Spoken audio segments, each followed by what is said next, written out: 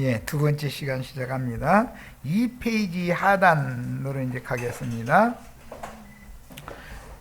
주님이 친히 나서 기르시고 친히 안수하여 세운 종이라면 자신의 관점을 당장 버리고 이제라도 당연히 주님을 향해 돌이켜서 주님의 면전에 엎드려서 주님의 몸인 교회를 섬기라는 분부와 위임을 정확하게 영에 새겨들어야 하며 주님의 분부에 절대적으로 순종해서 충성해야 합니다.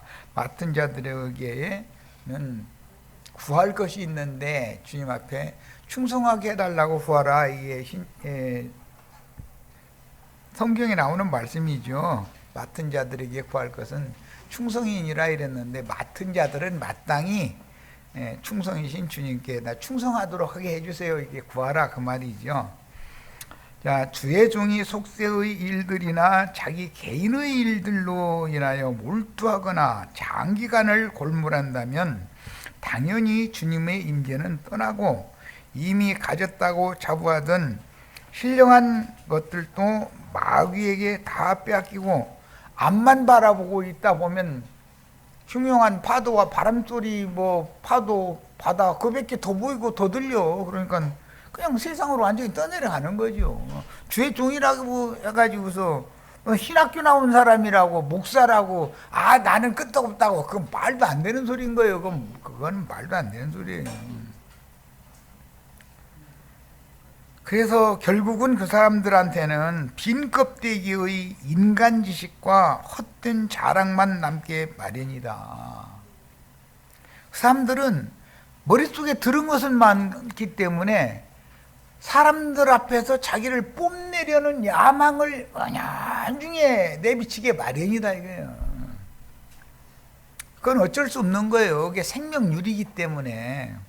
그런데 주님 앞에서 나서 주님 앞에서 자라서 주님의 손으로 친히 길러야 돼. 그러니까 안수를 많이 받아야 되는 거지. 약간 안수 받지 말라고 그랬지만 주님이 손이 만져주심을 통해서 기르심을 받은 체험이 있는 사람들은 주님의 손에 빠져들어가는 것을 두려워하게 마련이거든.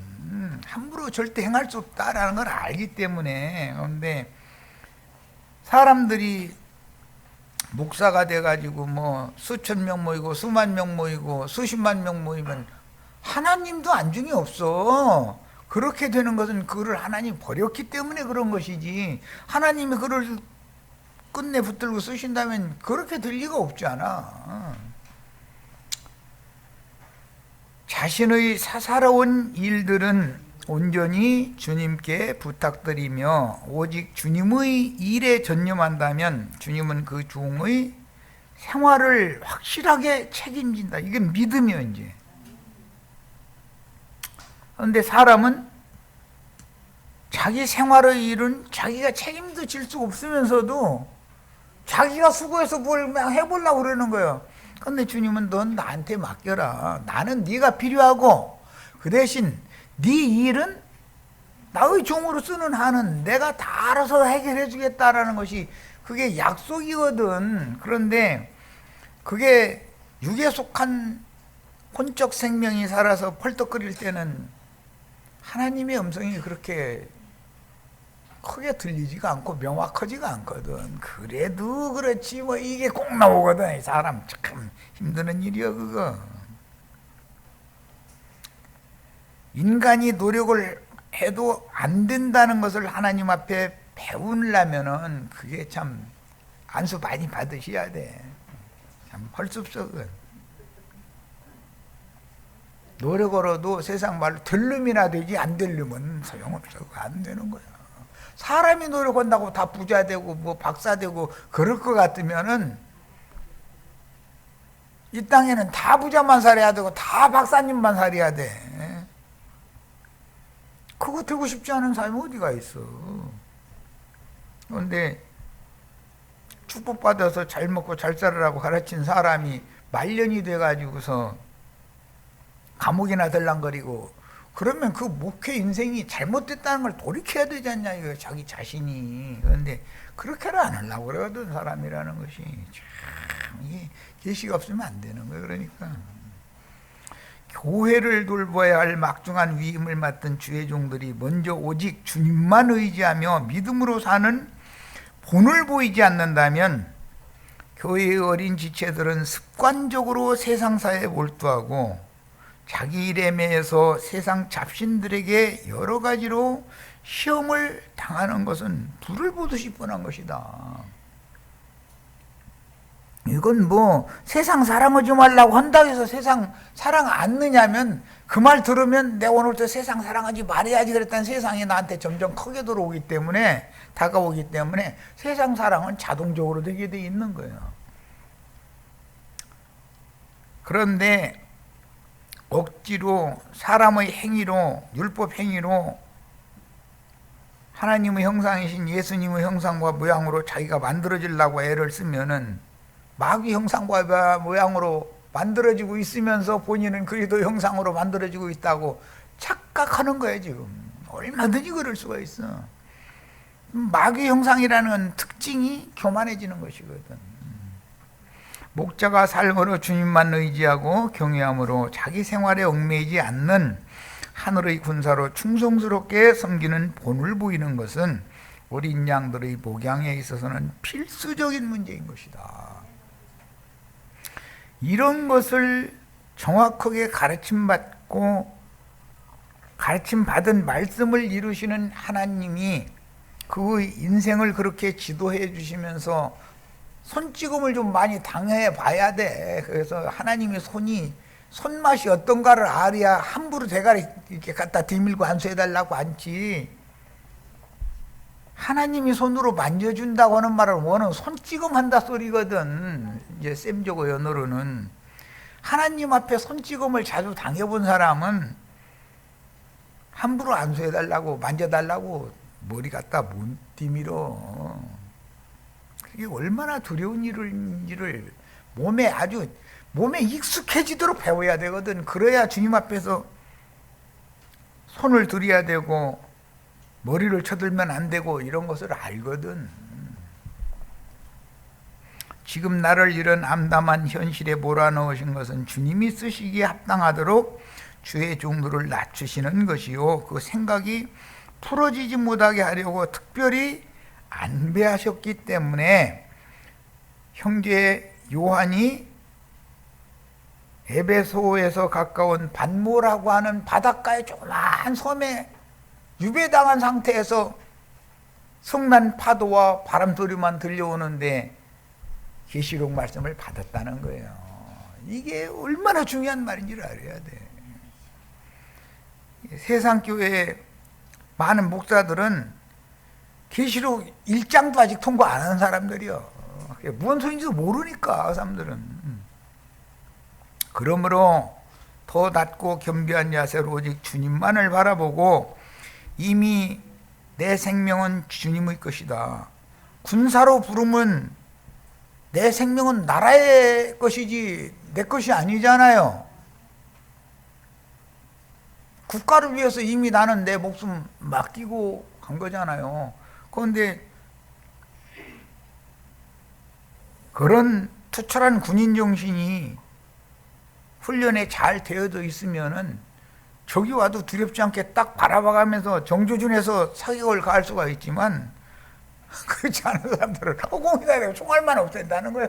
허공에다 총 쏘면 지한테 쏟아지지 그게 어디로 가.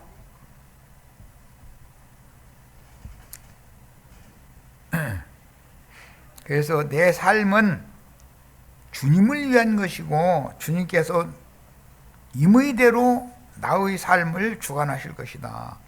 이런 것을 철두철미하게 하나님 앞에 배워야 미카엘의 군사가 될 수가 있는 것이다.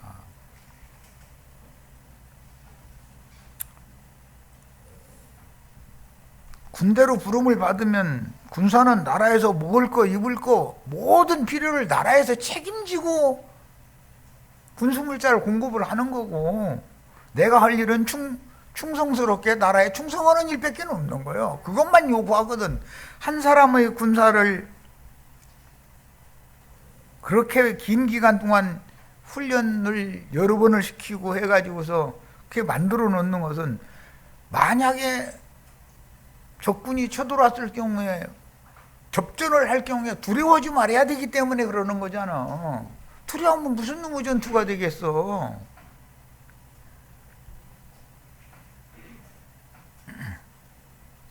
원수가 쳐들어오면 분한 마음을 가져야 되는 것이고, 그런 원수의 정권에 종로를 하면서 굶고 있는 백성들 불쌍히 여기는 마음을, 근심하는 마음을 가져야 되는 것이지. 그래야 전쟁 수행이 되는 것이지.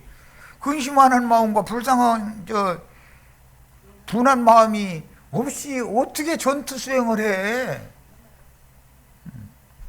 이미 성령께서는 로마서에서부터 유다서까지 21통의 편지를 써서 여러 지역에 세워진 교회들에게 보내셨는데, 신약 27권 중에 사복음서, 사도행전, 계시록을 빼면 나머지 21권인데 21권이 전부 성령이 각지의 교회들에게 써서 보내게 한 편지잖아요.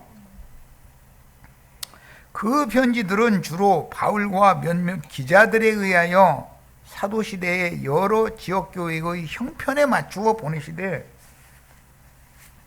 일관되게 한 통만 보내고서 모든 지역이 다 여기에 적응해야 된다 이렇게 하는 게 아니고, 각 지역의 편지를 각각 보낸다라는 뜻은 각 지역의 형편과 상황에 맞춰서 교회를 세운다라는 뜻이란 말이에요.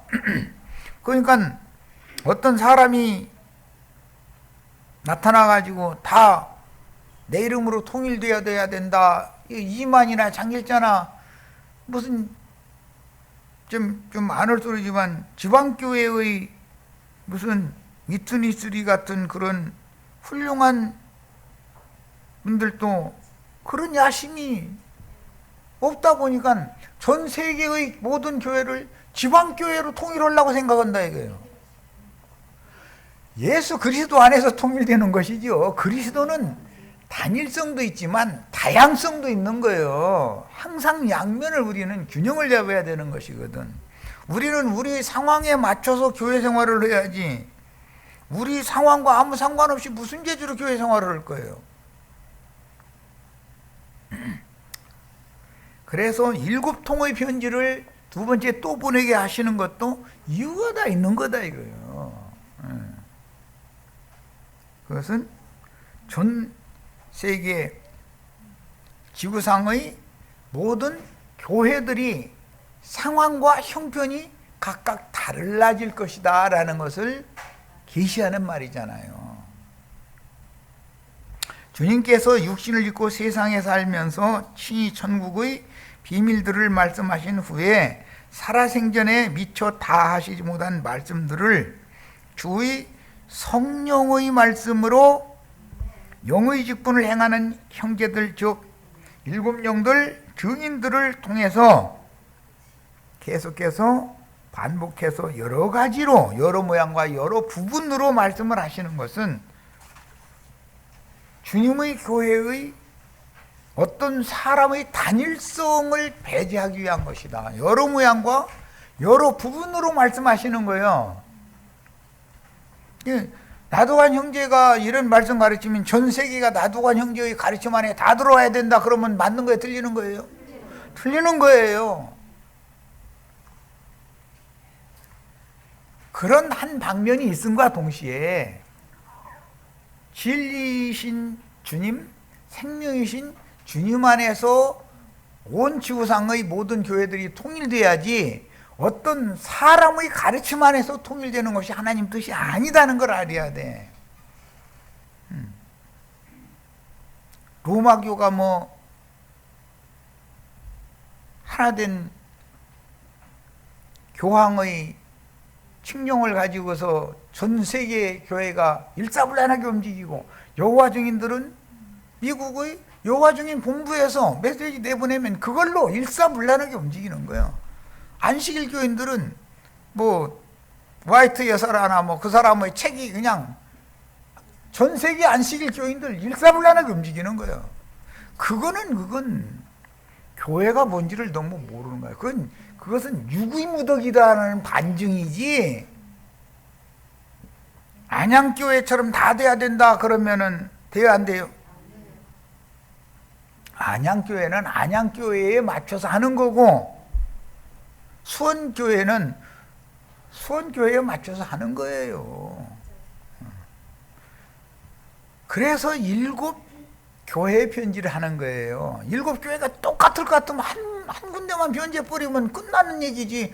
뭘 하고 7 지역에다가 편지를 보내겠어. 하나님이 인간들만큼도 지혜와 지식이 없어서 그런 짓을 하겠어? 왜 이런 걸 생각을 안 냐 이거요. 내가 가끔 얘기하지만 봄철 되면 제비꽃도 이쁘지만 민들레꽃도 있어야 되고 진달래꽃도 있어야 하는 것이지, 다 빨간 꽃만, 온 천지가 다 빨간색으로만 다 있으면은 별로요. 초록색도 좀 섞이고, 초록색도 진초록도 있고 연초록도 있고 막 그냥 막 하늘색도 있고 막 이게 어우러져야 돼. 주님은 만유의 주제시고 만유 자체인데 사람의 어떤 생각으로 통일시키려는 것이 사실은 그리스도와 함께 모으는 자들이 아니고 해치는 자들이다 이거예요, 사실은. 그런데 육신의 눈으로 볼 때는 수만 명, 수십만 명이 모이잖아. 굉장한 것 같으죠? 그거는 복음의 진리를 잘못 깨닫고 있는 거다 이거예요.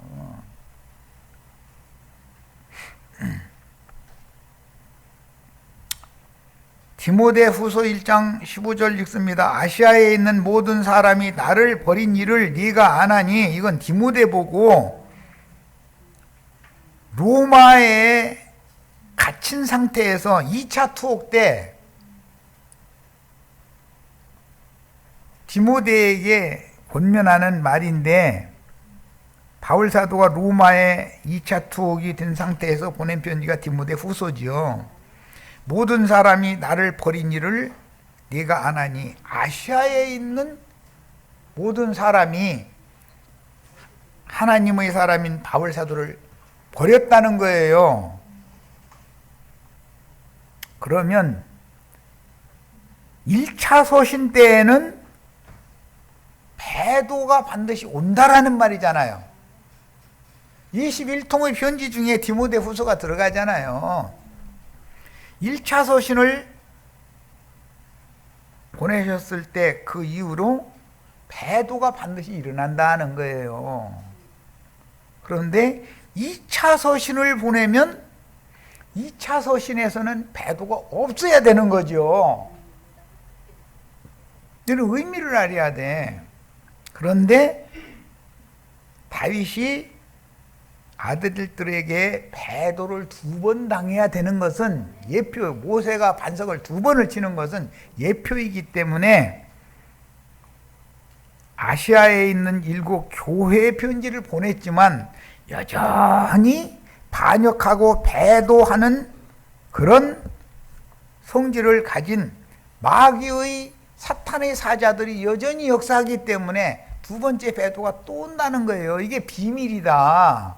이것을 지금 보여주시고 나서 아시아에 있는 7 교회들에게 보내라 하셨을 때는 진리를 배도하지 말아야 된다. 바꾸지 말아야 된다. 사람의 생각으로 하나님 말씀을 인간 교훈으로 이렇게 바꿔서는 안 된다라는 걸 말하는 것이 중심이다 이거예요. 그러니까 7 교회에 보낸 편지들을 다 알아야 돼. 무엇을 제거하라는 것과 무엇은 취하라는 것이 있으니까, 제거하라는 것은 다 제거해야 돼. 7 교회들마다. 취하라는 것은 다 취해야 되는 거예요. 그것이 주님의 뜻이에요. 그들이 이기는 자들이다. 7 교회 중에서 이기는 자를 빼내는 얘기를 하는 거기 때문에 교회가 뭔지를 모르면 이기는 자가 된다는 건 가능하지가 않은 거죠. 그거는 뭐 이만희가 지가 이긴 자고 뭐죠? 나 정말 예수님이 이긴 자지 어떻게 이만희가 이긴 자요? 예수님이 내가 세상을 이겼노라 그랬고, 계시록에서도 다윗의 뿌린 그리스도가 이겼다고 돼 있지, 무슨 이만희가 이겼다는 게 어디서 나오는 얘기요 그게. 디모데후서 4장 9절로 10절, 너는 어서 속히 내게로 오라. 여기 내게로 오라라는 말은 감옥에 2차로 투옥되어 있는 로마 감옥에 있는 사도 바울에게로, 형제 바울 형제에게로 디모데 보고 속히 와라 이러고 지금 초대하는 말이죠. 왜 그래요? 로마 감옥에서 자기가 생애를 마칠 거라고 생각하고 있으니까 유언과 유품을 남겨주려고 감옥에 면회 좀 하다고 하는 거예요. 전에 내가 나도 한 형제 혹시 감옥에 가려면 면회 오시지 말라고 그랬는데 이제 여기 보니까 면회 오셔야 되겠네. 그럼 면회를 가야 돼, 가지 말아야 돼 또 이러시고 기도해 보시고 오세요. 기도해 보시고. 데마는 이 세상을 사랑하여 나를 버리고 데살로니가로 갔고, 그레스게는 갈라디아로, 디도는 달마디아로 갔고, 누가만 나와 함께 있느니라. 로마에 2차 투옥되어 있는데 로마는 사도행전 시작에서부터 바울 사도의 생애를 다할 때까지 함께 다녔죠. 그렇게 충성을 보여야 되는 거예요. 계시록 1장 4절 읽습니다. 요한은 아시아에 있는 7 교회에 편지하노니 이제도 계시고 전에도 계시고 장차 오실 이와 그 보좌 앞에 7 영과라는 말씀이 나왔는데, 이 7 영에 대해서는 온 땅에 보내심을 받은 하나님의 7 영들이고 그들은 하나님의 7 눈들이다 그랬죠. 이들이 주님이 보내신, 주님이 말씀을 맡겨서 보내신 증인들이잖아요. 7 영들. 자, 이제 참고 자료를 읽겠습니다. 성경에는 지구가 지금 5대양 6대주가 되었죠. 원래는 한 덩어리였죠. 그런데 창세기 1장 2절에서 지각 변동이 일어나가지고 5대양 6대주가 된 것은 이제 욥기 9장과 38장을 들어서 내가 이제 이미 증거를 했어요. 그런데 지구의 5대양 6대주 중에 중앙이 어디냐면 아시아다. 아시아라는 뜻은 중앙이라는 뜻이에요. 그러니까 지구가 6덩어리로 쪼개졌지만 지구의 중앙은 아시아다 이거예요. 아시아의 동쪽 끝은 우리 한반도고 서쪽 끝은 팔레스타인 땅이죠. 그래서 양쪽 아시아의 끝에 하나님의 나라를 딱 세우는 이것도 비밀이요. 참 놀라우셔. 하나님 하시는 거 보면. 인류 문명의 발상지인 소위 말하는 노아의 방주가 아라랏산에 도달됐다 그러는데 그 지역이잖아요. 그리고 노아가 포도농사했던 거기가 지금 이 오늘날의 터키 지역, 소아시아 지역이다 이거예요. 소아시아의 서부 해안 지방에 두었던, 그때 당시는 이제 로마 제국이었으니까 로마의 속주였었다. 아시아라는 이름은 소아시아라고 그러죠. 뭐 아시아는 하도 넓으니까 동아시아, 동남아시아, 뭐 서남아시아, 그 다음에 뭐 서아시아 등등 이렇게 막 그냥 여러 가지 그 지리책에서 그렇게 배우셨죠. 땅덩어리가 그만큼 넓은 거예요. 아시아라는 지명이 생긴 것은 아주 오랜 옛날의 일로 그 기원에 대해서는 여러 가지의 해석이 있는데, 헬라인들, 그리스인들에게는 그리스 동쪽에 있는 지역들, 마게도냐가 그리스잖아요. 헬라, 그 마게도냐에서 지중해를 건너서 동쪽으로 가면 아시아가 나온다고 봤기 때문에 헬라의 동쪽은 아시아예요. 그런데 아시아에서의 동방은 오늘날로 말하자면 중동 지역의 동쪽은 이라크잖아요. 더 동쪽으로 가면 그때 당시 자꾸 이제 이 문화가 발달할수록 인도가 또 동쪽 끝이다 생각했다가 인도 히말라야 산 아래 네팔이나 뭐 이런 거기 큰 땅덩어리 옆에 중국이라고 하는 대국이 또 있더라. 자꾸 문화가 발달할수록. 그러면서 이제 지구가 둥글다는 걸 이제 알게 됐으니까 계속 똑같은 위도와 경도를 벗어나지 않고 계속 돌면 제자리에 온다라는 것까지 알게 됐죠. 그래서 항에서 이제 나침반이 발견돼 가지고 항에서 이제 발전하게 되는 이제 이런 것 아마 중고등학교 저 지리 선생님이나 세계사 선생님한테 다 가르침 받았을 거예요. 그런데 중국 끝에 만주, 그때 당시는 이제 한반도가 만주까지 이제 이 한반도 땅에 있기 때문에 북쪽은 만주고 남쪽은 반도로 되어 있는 조선이라는 나라가 있다더라 라는 것을 사람들이 알게 됐다 이거예요. 그러니까 만주를 포함하는 한반도는 아시아의 동쪽 끝이라고 믿었어. 그런데 지금은 항해술이 발달해서 더 동쪽으로 가면 일본이 나오고 더 동쪽으로 가면 하와이가 나오고 더 동쪽으로 가면은 미국이 나온다. 이제 뭐 이런 것을 알게 됐지. 지구는 둥글다라는 걸 이제 지금은 알게 됐죠. 그런데 그때 당시는 그랬다 이게. 왜? 지구가 네모 반듯하다고 믿었기 때문에. 그러니까 배 타고 너무 멀리 가면은 배가 낭떠러지에 떨어지니까 멀리 가면 안 된다고 생각했던 거죠 그때는. 그러다가 이제 나침반이 발명이 되고 항해술, 나침반이 발명되기는 전에는 해를 기준 삼아서 낮에는 항해하고 밤에는 북극성, 가장 밝은 그 별을 시리우스라고 하죠. 그 별을 기준 삼아서 이렇게 항해를 했죠. 그런데 지금은 뭐 이제는 비행기도 초음속으로 다니는 비행기가 항법 장치에 다 나침판을 사용해서 그 다음에 지금 이 비행기가 어느 상공을 가고 있는 것이 딱딱 실시간으로 딱딱 왜 인공위성에서 쏘아주니까. 그래서 뭐 저기 지구 반대편에서 올림픽 경기가 있다 뭐 축구 경기가 있다 해도 실시간으로 볼 수 있죠.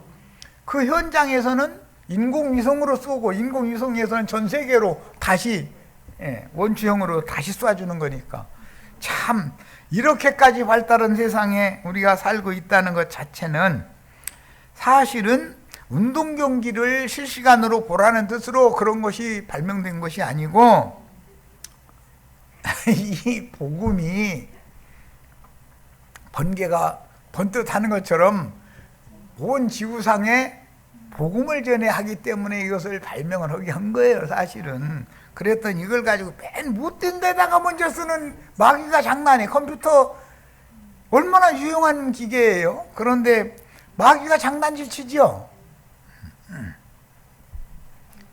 교회라는 것이 하나님에게는 그렇게 귀하고 보배와 같은 것인데도 교회를 타락시키는 마귀 장난이 언제나 앞에 있는 거잖아요. 이건 세상사가 늘 있는 일이요. 자, 이건 이제 다 읽어봤으리라고 믿고 5페이지로 갑니다. 5페이지 중반부를 보겠습니다. 아시아의 코인원이라는 말은 공동의 이익을 추구하는 공동체라는 단어예요. 이건 이제 헬라어니까. 이렇게 불리는 속주의회는 각 도시에서 대표가 파견되어 매년 여러 도시를 돌며 개최되었고 7도시죠. 소아시아 7도시 개최되었고 또한 이 의회는 아시아르크라는 관리들을 선출했으며 아시아의 대표자라는 뜻이죠. 그들의 결의안과 청원 등을 마련해 가지고 속주 로마 이탈리아의 로마에는 원로원에 의해서 로마 황제가 제가해 가지고 우리나라 국회가 법을 만들면 대통령이 제가해 가지고 실행을 하는 것과 같은 그런 공화정을 했단 말이에요. 로마는. 그러니까 그때 소아시아의 속주에서 파견된 7도시의 대변자들이 로마의 의회에 가서 원론이라고 그러죠. 로마 의회는 원론이라고 그러는데 그 중앙의회에 가서 아시아의 속주들의 문제를 총원을 해가지고 거기서 법을 만들어서 로마 황제에 의해서 법이 집행됐다 이거예요. 아시아까지. 자, 아시아의 대도시들은 이제 7도시죠. 문화와 교육의 중심지였으며 역사적으로 중요성을 띠는 그리스도교 공동체와, 여기 그리스도교라고 말한 것은 카톨릭을 말하는 것이에요. 초대의 카톨릭은 분열이 되어 있지 않았죠. 콘스탄티누스라는 사람이 로마의 국교로 지정을 해서 선포했던 그 교회예요. 그러다가 동방의 알렉산드리아라고 하는 것으로 성당이, 교황청이 나눠지게 되죠. 그러다 보니까 교황이 2명이 되게 생겼죠. 그래가지고 서로마교는 에스파니아를 거쳐서 남미를 거쳐서 멕시코를 거쳐서 아시아 쪽으로까지 이게 지금 발전하고 있고, 동로마교는 그리스 정교회와 러시아 정교회 쪽으로 북쪽으로 지금 발전을 해나가고 있어요. 야, 그러니까 로마교가 자신들을 일러서 하나의 교회라고 그러지만 사실은 이렇게 둘로 나눠져 가지고서 양쪽으로 발전을 했다는 걸 알고 계셔야 되고, 서기 1500년대에 들어서 가지고 이 로마교가 틀렸구만 하고 종교개혁이 일어난 거잖아요. 그런데 그 개혁자들은 유럽의 각국이 독립을 할 때 개혁이 일어났기 때문에 루터교니 뭐 칼뱅교니 뭐 쥐빙글리 교니 뭐 화란의 그 사람 이름도 지금 기억이 잘 안 나는데 그런 교로 분열이 되고, 영국의 성공회 캔터베리 대주교라고 유명하죠. 캔터베리 대성당의 그 총책임자가 캔터베리 대주교라고 그러는데, 그런 식으로 각국이 독립을 하면서 교회가 국교 제도를 하게 됐다 이거예요. 거기에서 공무원을, 영적 공무원을 뽑는데 그 사람들이 목사라고 돼 있죠. 목사라는 호칭을 썼어요. 사람들이 평상시에는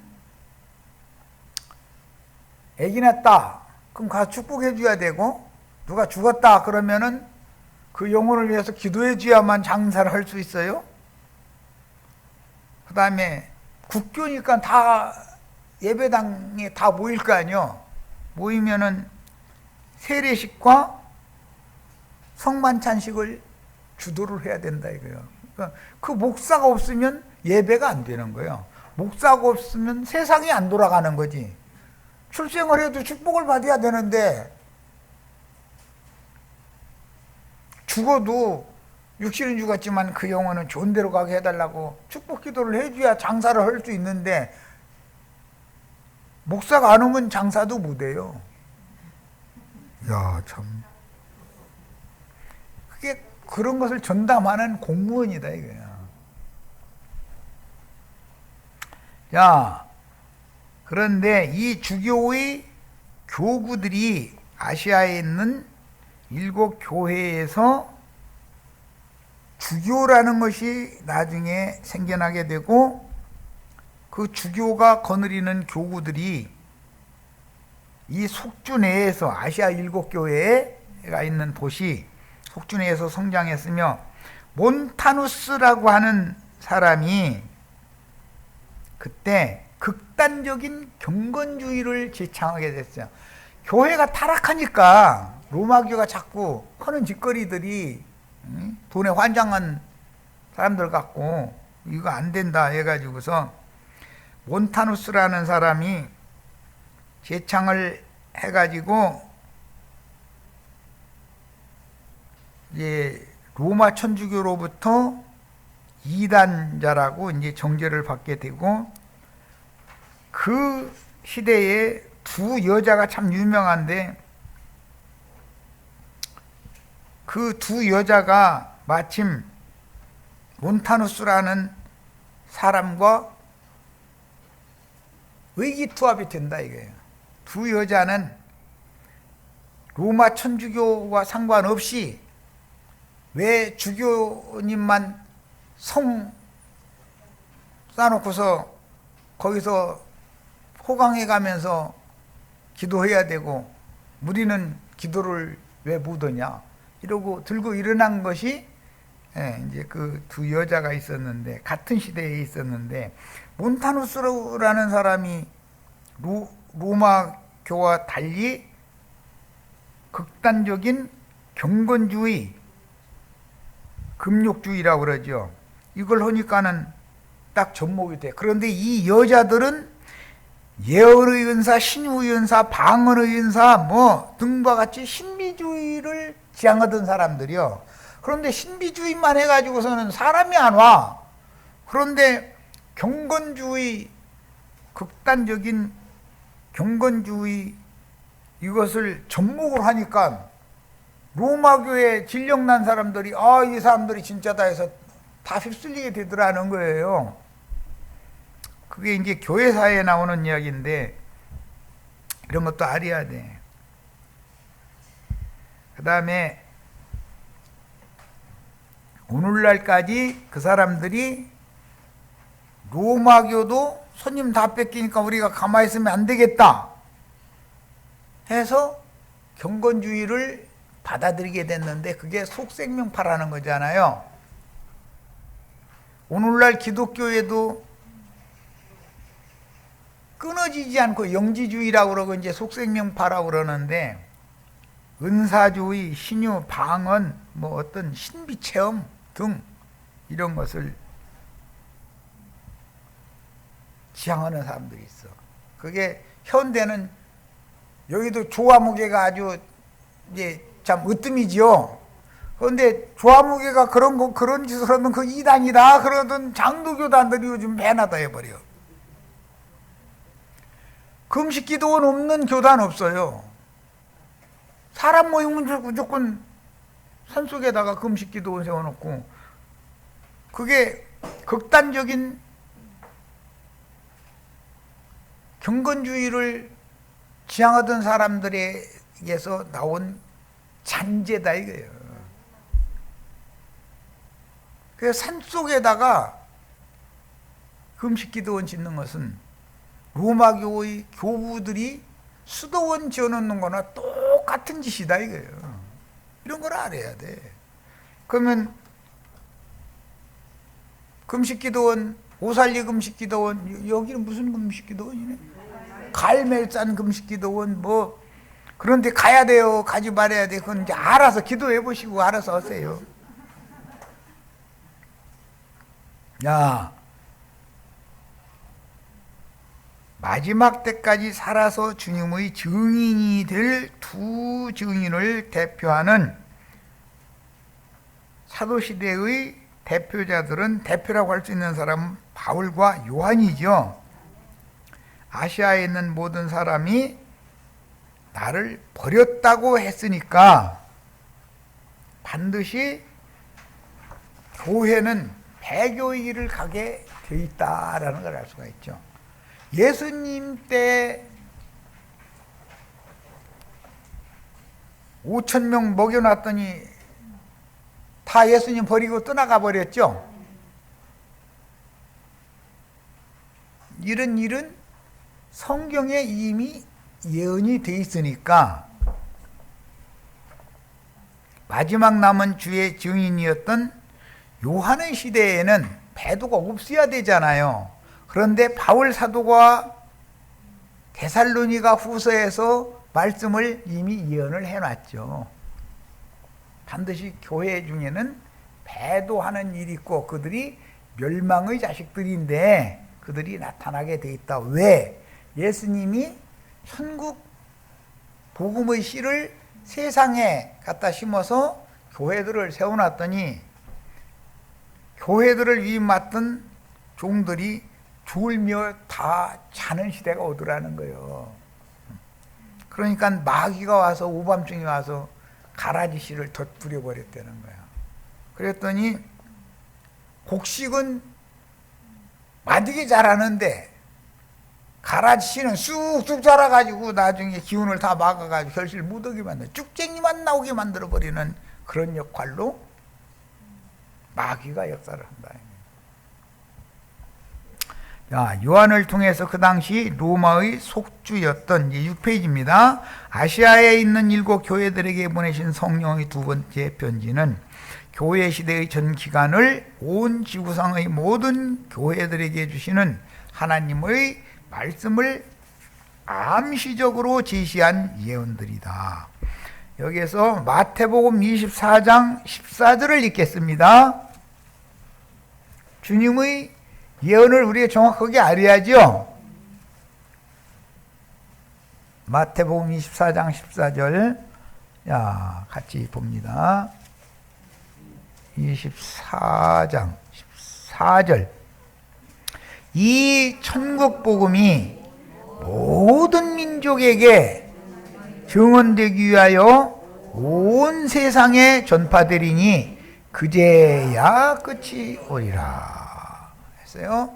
그러니까 예수님이 전파하시기 시작한 천국 복음이 모든 민족에게 증언되어야 하기 때문에 온 세상에 이 천국 복음이 전파되고 나면 그제야 끝이 온다. 이게 주님이 제자들에게 예언한 말씀이죠.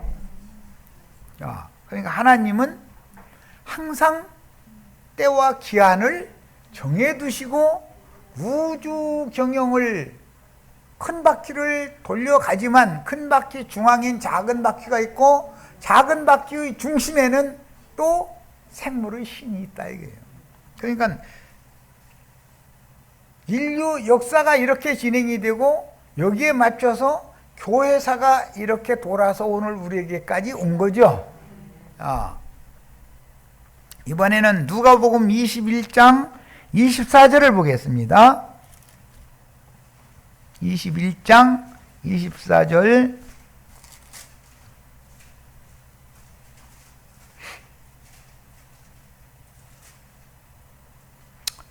그들이 칼날에 죽임을 당하며 예루살렘 사람들을 말하는 거예요.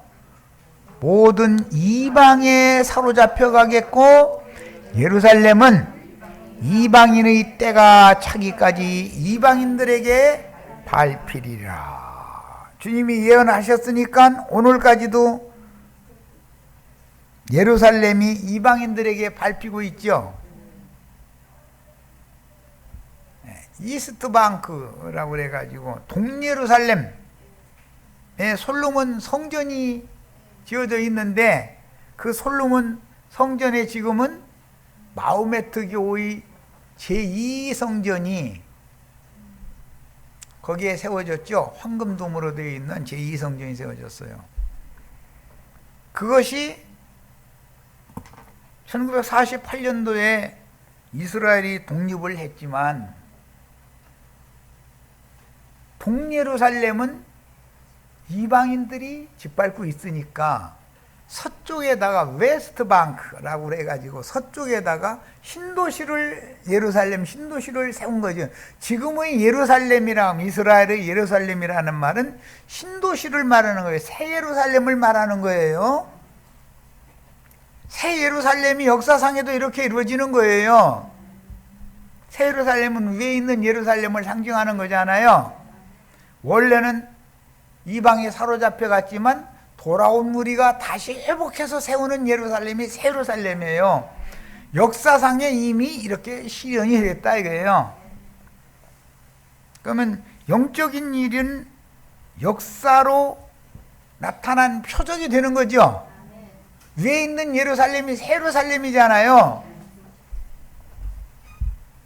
그러니까 주님께서는 그 새 예루살렘에 들어갈 자들의 충만한 수인 14만 4천이 차기까지는 이방인들이 지금 있는 예루살렘, 땅의 예루살렘을 정복하게 돼 있는 거다 그런 말이에요. 그런 것 보고 이방인의 때라고 그래요. 이방인의 때. 오늘 말씀에 이방인의 때가 차기까지 이렇게 돼 있죠.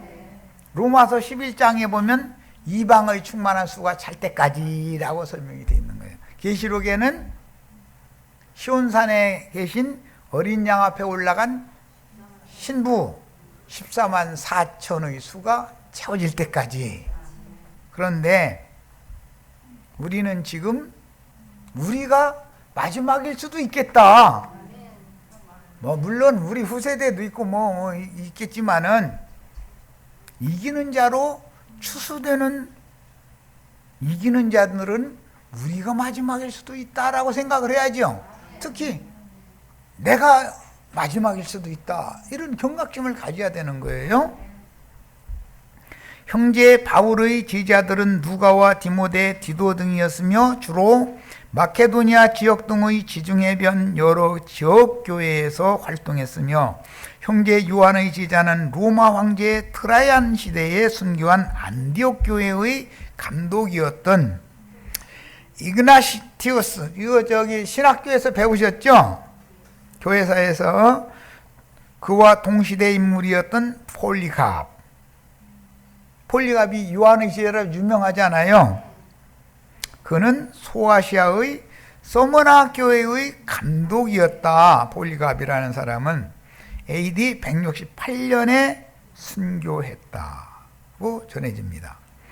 첫 번째 편지들인 로마서에서부터 유다서에 이르는 21편의 편지들을 통해서 하나님의 마음의 뜻을 이루는 경륜의 과정들을 말씀하셨다면, 내가 뭐가 되는 것이 중요한 게 아니라 하나님의 경륜을 이루는 것이 중요하죠. 요한에게 지시하여 아시아에 있는 7교회들에게 보내신 7편의 두 번째 편지들을 통해서 하나님의 경륜을 마무리하시는 내용을 기록하여 전하게 하신 것이 계시록이다. 그런데 섬에서 계시를 봤어. 보이는 건 바다만 보이고 그날싸 말고 바람과 파도가 흉흉한 상태에서 이런 광경을 보여주셨고 들려주셨다. 그것을 기록한 것이 계시록이다. 반모섬에 유배되어 오직 기도와 간구로 얼마 남지 않은 이생의 시간을 지내던 주의 사랑하시는 자 곧 요한에게 성령의 계시와 음성으로 말씀하여 그의 심령 속에 계시하여 들려주신 것은 아시아에 있는 7교회들에게 두루마리 책에 써서 보낼 편지의 내용이었는데, 요한에게 계시하신 7교회는 7등대로 보여주셨어요. 7교회는 7등대였어요. 물론 절기법에서는 7절기죠. 그것을 실현하는 것은 7등대인데, 7등대에 대한 예표가 출애굽기 25장, 자 여기 읽겠습니다. 출애굽기 25장 31절로 40절을 읽습니다.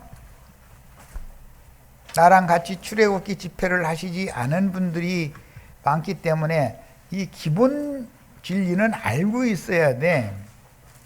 자, 출애굽기 25장의 31절에서부터 40절까지 읽겠습니다. 예. 등잔대를 순금으로 만드는데 쳐서 만드는 거예요. 하나님이 손찌검을 좀 해야 되는 얘기 아까 내가 이미 말씀드렸어요. 쳐서 만드는 건 뭔지. 왜 우리 육체는 주석 노시나 똑같기 때문에 노은 손찌검을 좀 당하면 깨끗해져. 반짝반짝 빛나. 그 제일 중요한 건 밑판이 있어. 중심 기둥으로 지탱되고 있는 밑판이 있고, 좌편에 3가지가 있고 우편에 3가지가 있는데 이게 살구나무요, 형상이. 그래서 중심 기둥에서 꽃이 피어나는 그 꽃이 살구꽃 형상이고, 좌편의 가지에서 피어난 꽃의 형상이 살구꽃 형상이에요. 우편의 가지도 살구꽃 형상이에요. 그게 살구나무로 비유됐어. 살구나무는 이파리 나기 전에 꽃부터 피죠. 봄철에 맨 먼저 꽃 피는 게 살구꽃이잖아요. 부활이신 그리스도의 몸이다 이거예요. 이게 아론의 지팡이가 살구나무였었던 거죠. 싹 나고 열매 맺게 되잖아요. 자, 더 읽어나가겠습니다. 이제 예.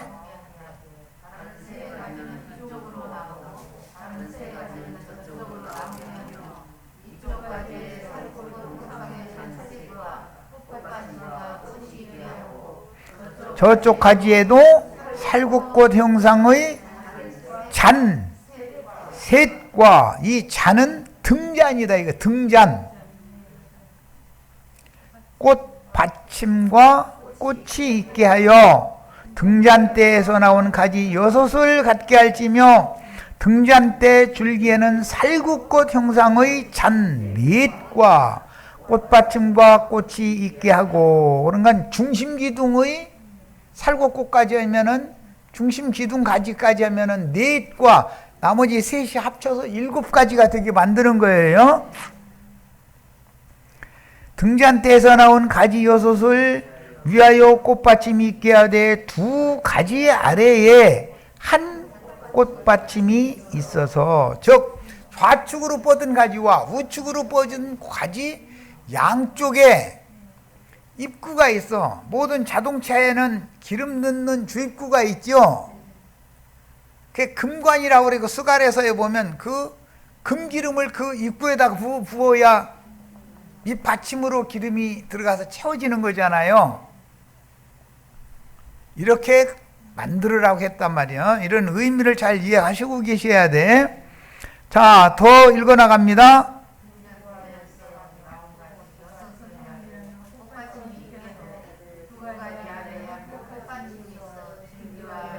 연결하여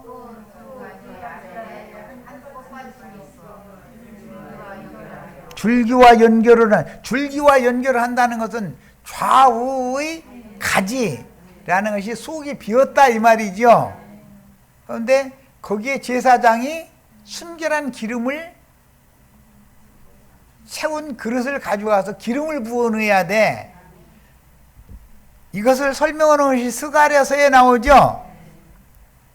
양쪽에 있는 2가지는 무슨 뜻입니까? 그랬더니 양쪽에 그 금등대에 기름을 채우는 주발관이다. 거기가 그 관에다가 기름을 부어서 채우게 하는데, 계시록에서는 온 땅에 보냄을 받은 하나님의 2 증인들을 상징한다 이런 말이에요.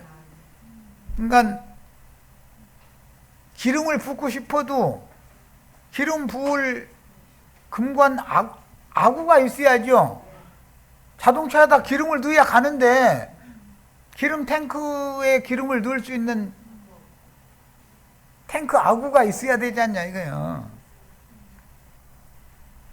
그렇게 7 교회의 사자들이지만, 온 땅에 보내심을 받은 하나님의 7 영들이지만 2 증인들로 좌편 우편이 하나로 연해져 있다 이게. 그리고 가운데도 또 비어 있으니까 당연히 밑판에 기름이 차올라 가지고 저 위에까지 차올라가 가지고 심지로울 그 꽃과 기름의 물 연결하는 심지를 두어 가지고 심지에서 불이 타오르어야 된다 이거예요. 그런데 기름이 떨어지면 심지가 잠깐 타다가 꺼져버리죠. 그래서 제사장은 반드시 조석간에 더운 떡을 새 떡으로 갈아 넣어야죠. 진솔을 해야 되고, 기름통에 기름을 들고 가서 기름 붓는 관에다가 기름을 부어서 채워야 된다 이거예요. 그리고 등잔에 불똥을 제거시켜줘야 환해. 옛날에 석유등 많이 켜보셨죠? 불똥 제거 안 하면은 거름만 잔뜩 나고 어둡잖아요. 바느질은 못하는 거지. 할머니가 바느질을 하다가서 얘 등잔 좀 손봐라 그러면은 뭐 해야 돼? 바늘 가지고 가서 불똥 조사내고 나면 환하게 불이 켜지죠. 요즘 같은 그러니까 그렇게 살다 보니까 눈이 다 2.0이야. 요새는 너무 빛이 밝은 빛을 많이 하다 보니 눈들이 다 나빠져 가지고 아이들마다 다 안경 다 써야 공부하고 참. 그러니까 햇빛이나 달빛이 밝은 것은 좋은 것이 아니더만. 안경 쓰게 만들더만. 차라리 석유등단 밑에 있으면 안경도 없고 그때는 눈이 나빠져도 뭐 모르니까 그냥 석유등잔에서 눈 크막크막 가면서 바느질 해야 되고, 바늘 깨다가 이거 저 할머니들이 실 못 깨면은 손잡고 아가 이리온 해가지고 이거 저 실 껴다고 이랬죠. 그래가지고 나보고 실 잘 껴준다고 아주 그냥 우리 할머니가 얼마나 나를 사랑하셨는지 몰라. 눈이 좋으니까 뭐 새 건데 뭐.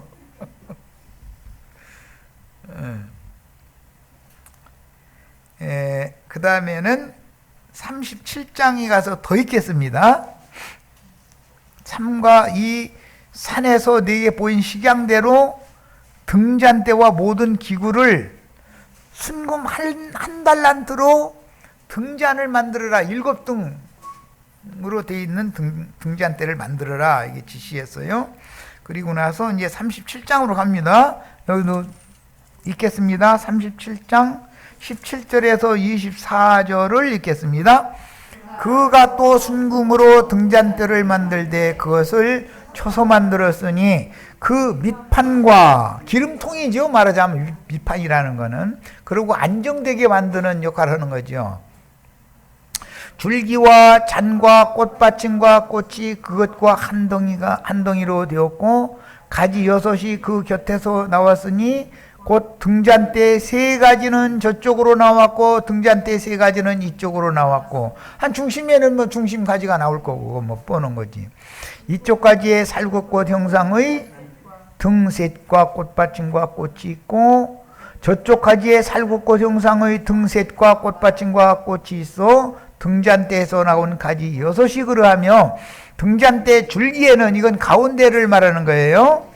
살구꽃 형상의 잔릿과 꽃받침과 꽃이 있고 등잔대에서 나온 가지 6을 위하여는 꽃받침이 있게 하였으되 2가지 아래에 한 꽃받침이 있어서 줄기와 연결하였고 또 2가지 아래에 한 꽃받침이 있어서 줄기와 연결하였고 또다시 2가지 아래에 한 꽃받침이 있어 줄기와 연결하게 하였으니 이 꽃받침과 가지들을 줄기와 연결하여 전부를 순금으로 쳐서 만들었으며 등잔 7과 그 불집게와 불똥그릇을 순금으로 만들었으니 등잔대와 그 모든 기구는 순금 한 달란트로 만들었더라. 그래서 이번에는 이제 이 말씀을 선지자가 해석한 스가랴 4장으로 갑니다.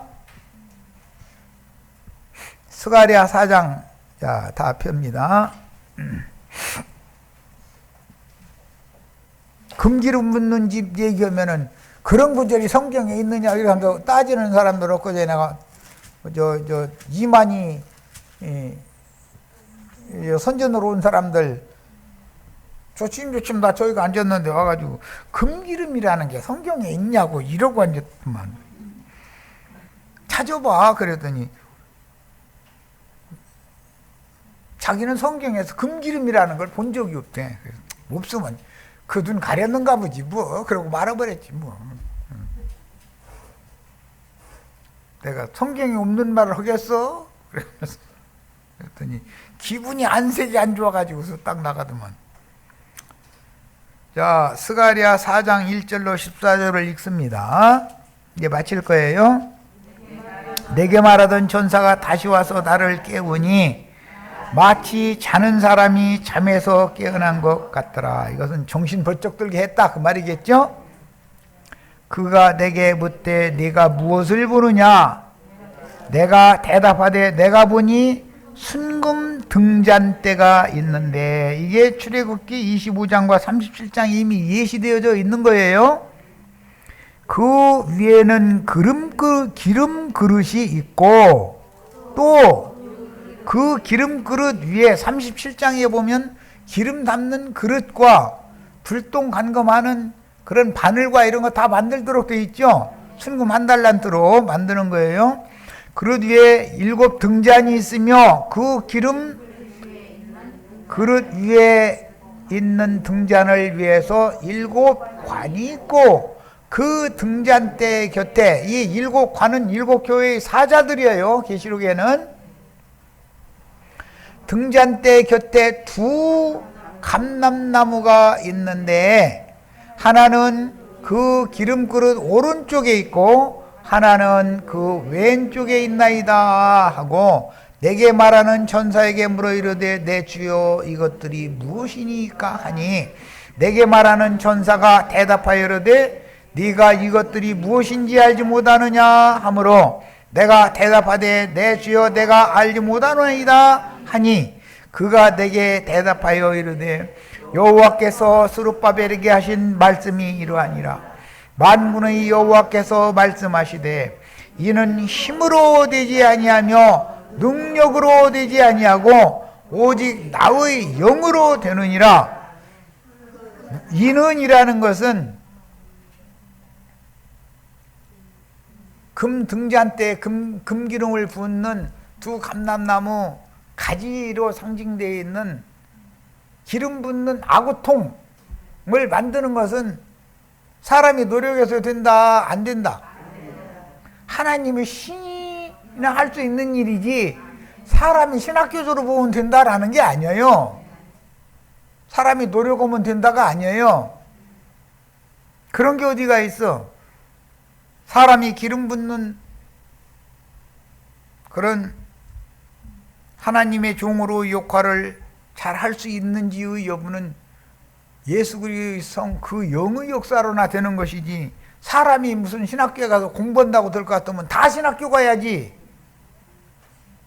우리 모두 다 신학교 가야죠. 그런데 왜 누구만 가고 누구는 안 가고, 말이 되는 소리요? 자, 큰 산아 네가 무엇이냐? 큰 산이 뭐죠? 예, 큰 성 바벨론이에요. 이 큰 산은 7 산으로 되어 있는 하나의 산이죠. 산봉우리들이 7 있어요. 네가 스룹바벨 앞에서 평지가 되리라. 그가 머릿돌을 내놓을 때에 무리가 외치기를 은총이 그에게 있을지어다 하리라 하셨고, 여호와의 말씀이 또 네게 임하여 이르시되 머릿돌은, 성전의 머릿돌은 부활하신 그리스도를 말하는 거예요. 예, 기초돌이라고 되어 있죠. 자, 만군의 여호와의 말씀이 또 내게 임하여 이르시되 스룹바벨의 손이 이 성전의 기초를 놓았은즉, 머릿돌은 기초돌이죠. 그러니까 그의 손이 또한 그 일을 마치리라 하셨나니, 만군의 여호와께서 나를 너에게 보내신 줄 네가 알리라 하셨느니라. 작은 일의 날이라고 멸시하는 자가 누구냐? 사람들이 스룹바벨의 손에 다림줄이 있음을 보고 기뻐하리라. 여기 스룹바벨의 손에 있는 다림줄 얘기가 계시록에서는 11장에 지팡이 갈대였고 21장에 가서는 금갈대가 되죠. 이 7은 온 세상에 두루 다니는 여호와의 눈이라 하니라. 계시록 5장에 이 말씀이 나오죠. 5장 6절. 내가 그에게 물어 이르되 등잔대 좌우의 2 감람나무는 무슨 뜻이니까 하고, 다시 그에게 물어 이르되 금기름을 흘리는 두 금관 옆에 있는 이 감람나무 두 가지는 무슨 뜻이니까? 감람나무 율법엔 살구나무였죠. 감람나무는 기름 짜는 나무다 이거예요. 그게 육신으로 오신 예수지요. 감람나무 참 좋은 나무예요. 그 가지들이 7가지들이 있는데 7교회의 사자들인데 그 중에서도 또 출해낸 것이 2가지다 이거예요. 2가지가 하는 일은 뭐죠? 금기름을 흘리는 일을 위임받은 종들을 상징한다. 자, 스가랴서에 보면 분명히 금기름이 있어요. 이만희 꼬봉들처럼 금기름이라는 것은 성경에는 없다고 그래 가면서 빡빡 우기고 가면 그래서 돌아가셔 그럴 수밖에 없죠. 내가 성경에 없는 말을 하겠느냐고 그런데도 피식피식 웃고 이만희한테 이 스가랴서 이치는 가르침을 받지 않았던가 보지. 그러니까 그날 이러고 갔지. 그가 내게 대답하여 이르되 네가 이것이 무엇인지 알지 못하느냐 하는지라 내가 대답하되 내 주여 알지 못하였나이다 하니 이르되 이는 기름 부음을 받은 자 둘이니 계시록 11장의 두 증인 얘기가 이제 기름 부음 받은 자들이죠. 온 세상의 주 앞에 서 있는 자니라 그랬어요. 원래는 계시록의 앞부분은 7교회의 7별들이죠. 그런데 뒤로 갈수록 두 증인이다 이거예요.